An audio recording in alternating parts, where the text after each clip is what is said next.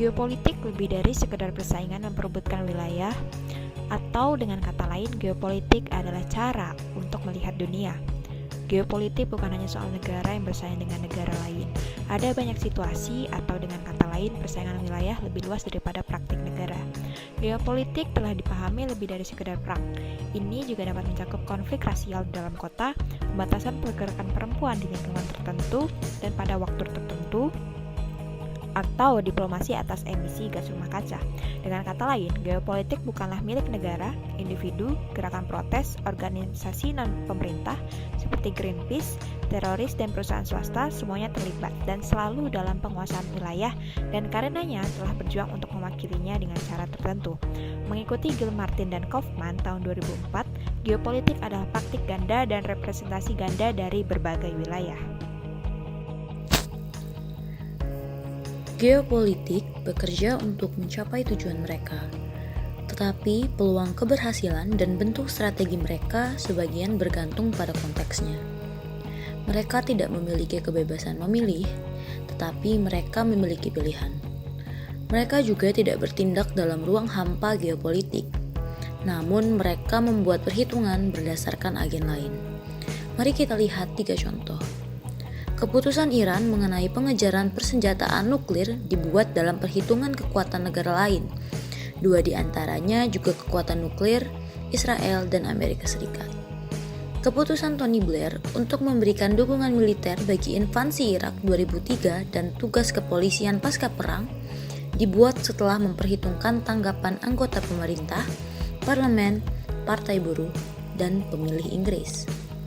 Struktur adalah seperangkat aturan dan norma yang sebagian menentukan apa yang bisa dan tidak bisa dan tidak boleh dilakukan. Dalam pengertian ini, struktur adalah ekspresi kekuasaan karena mereka mendefinisikan apa yang diizinkan dan diharapkan. Mengapa teori ini berguna? Pertama, ini menunjukkan bahwa agen diberikan kesempatan untuk bertindak tetapi juga kendala untuk bertindak yang mungkin mereka lakukan mengingat struktur tempat mereka beroperasi. Kedua, agen akan dapat menggunakan dan dibuat frustasi oleh sejumlah struktur secara bersamaan mengingat banyaknya lingkup yang mereka operasikan di dalamnya. Serikat pekerja juga harus menggunakan partai politik yang bersahabat dan memenangi mereka yang kritis juga. Ketiga, kita dapat melihat bahwa struktur tertentu tidak monolitik tetapi terdiri dari sejumlah agen. Misalnya, serikat pekerja terdiri dari individu-individu yang harus mempertimbangkan kebutuhan rumah tangga mereka sendiri. Oleh karena itu, pemogokan dapat runtuh karena beberapa anggota serikat pekerja memilih untuk kembali bekerja ketika tekanan keuangan meningkat, sehingga tidak ada struktur yang terlihat monolitik. Keempat, dengan mengetahui bahwa agen secara bersamaan adalah struktur dan sebaliknya kita dapat memikirkan peluang agen dan hambatan yang mereka hadapi dalam hierarki skala geografis. Memikirkan struktur di mana agen beroperasi sebagai hierarki skala memungkinkan kita untuk mengidentifikasi ruang-ruang kunci yang sedang diperebutkan. Dengan kata lain, kita dapat mendefinisikan politik dan geografi sebagaimana geopolitik yang dimaksud. Badan pemberontak di Fallujah misalnya menggambarkan pentingnya ruang nasional Irak sebagai sebuah struktur yang memberi peluang untuk memberontak.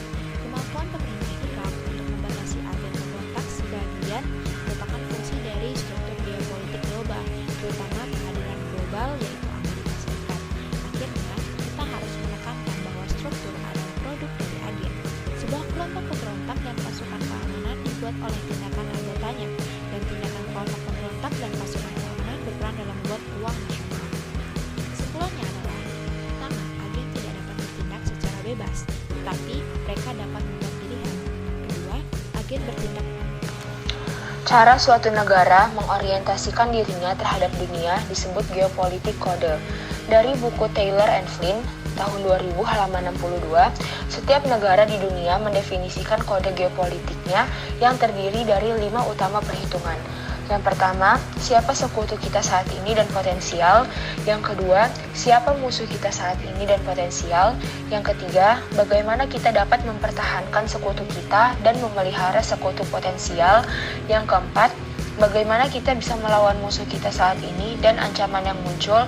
Dan yang terakhir, bagaimana kita membenarkan 4 perhitungan di atas untuk publik kita dan komunitas global. Setiap negara memiliki kode geopolitik. Bagi banyak negara, perhatian utama mereka adalah dengan tetangga dekat mereka. Apakah mereka teman atau musuh? Apakah peningkatan perdagangan atau invasi yang akan segera terjadi? Tetapi, beberapa negara mengaku mengembangkan kode geopolitik regional di mana mereka memiliki pengaruh di luar tetangga langsung mereka. Kita dapat membedakan kekuatan dan pengaruh suatu negara melalui penunjukan kode geopolitiknya sebagai lokal, regional, atau global adalah keliru untuk memisahkan kode geopolitik lokal dari konteks geopolitik global. Meskipun kisaran perhitungan geopolitik mungkin bersifat lokal, pengaruh konteks geopolitik global tetap ada. Misalnya, Inggris Raya telah mendefinisikan sekutu utamanya dalam lembaga transatlantik dan trans-Eropa NATO dan Uni Eropa. Selain itu, ia telah mencoba untuk mempertahankan pengaruh di seluruh dunia melalui pembentukan persemakmuran yang terdiri dari bekas koloni Inggris. Identifikasi musuh juga dinamis. Hampir dalam semalam, saat Uni Soviet menjadi Rusia, Uni Soviet dengan cepat berubah dari musuh yang keras kepala menjadi sekutu. Koneksi militer juga dilihat sebagai sarana untuk memelihara kerjasama internasional. NATO mungkin adalah kasus terkuat, di mana ditentukan bahwa serangan terhadap satu anggota dianggap sebagai serangan terhadap semua. Cara lain untuk berhubungan dengan sekutu adalah penjualan peralatan militer yang diharapkan dapat mengikat pembeli yang biasanya lebih lemah dengan penjual yang lebih kuat. Namun, tidak ada jaminan kepatuhan. Senjata yang dipasok ke Irak selama perangnya dengan Iran kemudian dilihat sebagai ancaman oleh para penjual, Amerika Serikat, dan Inggris Raya. Salah satu contoh studi kasus geopolitik adalah perebutan wilayah Timur Tengah. Timur Tengah merupakan kawasan yang penting dan strategis sehingga penuh dengan gejolak politik. Kekayaan sumber daya alam, terutama sumber daya minyak yang ada di kawasan Timur Tengah, akan selalu menjadi sumber konflik karena sekitar 66% produksi minyak dunia berada di kawasan tersebut. Geopolitik di Timur Tengah terus mengalami perubahan secara dinamis dan signifikan. Salah satu perubahan geopolitik dan geostrategi di kawasan Timur Tengah pasca Perang Dunia Pertama dan pasca Perang Dunia Kedua, yaitu berdirinya negara Israel dan mengkolonialisasi tanah air dan bangsa Palestina. Menurut perspektif teori geopolitik tentang perebutan sumber energi atas nama nation interest dan survival of nation atau kepentingan dan kelangsungan hidup suatu bangsa, menjelaskan bahwa siapa yang berhasil menguasai kawasan kaya energi, yaitu Timur Tengah, akan menguasai dunia. Teori ini secara tepat menggambarkan bagaimana negara-negara besar dengan superpower selalu berusaha menancapkan pengaruh yang kuat secara geoposisi atau geostrategi untuk menguasai secara geopolitik. Tujuannya sederhana, yaitu pertarungan memperebutkan sumber-sumber minyak dan gas serta jalur-jalur perdagangan. Pasca Perang Dunia Kedua saat ini, Amerika Serikat adalah pemain utama atau negara hegemon di kawasan Timur Tengah. Hegemoni Amerika Serikat di kawasan ini mendapat respon dan tantangan oleh kekuatan negara di kawasan maupun di luar kawasan, yaitu Rusia dan Tiongkok. Keterlibatan kekuasaan geopolitik Barat dan Timur, yaitu Amerika Serikat dan Tiongkok, tidak dapat dipungkiri sebagai persaingan global dua kekuatan besar. Konflik di kawasan ini tidak akan pernah selesai jika negara-negara besar dunia masih memiliki kepentingan yang besar terhadap kawasan Timur Tengah. Konsekuensinya, aturan PBB dan mediasi yang dilakukan oleh pihak-pihak yang berkeinginan terciptanya perdamaian di kawasan Timur Tengah tidak akan pernah menemukan titik terang.